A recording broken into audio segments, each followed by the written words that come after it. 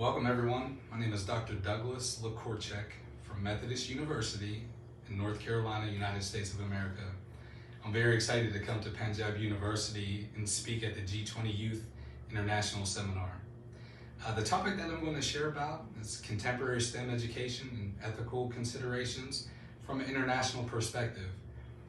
Big picture, the talk is going to center around with technological advancements. Should we embrace them because we can embrace them?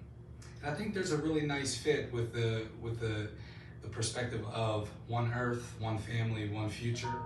And we're going to take a look at, hey, who benefits from technological advancements? How do we teach about tech advancements? Who do we teach? Is it at the expense of a certain population? And if so, what do we do to counterbalance that? So listen, I am very, very excited to come all the way from America to India, to meet you, to share some meals with you, and to deliver this talk. Please do attend the session, and I will see you March 4th.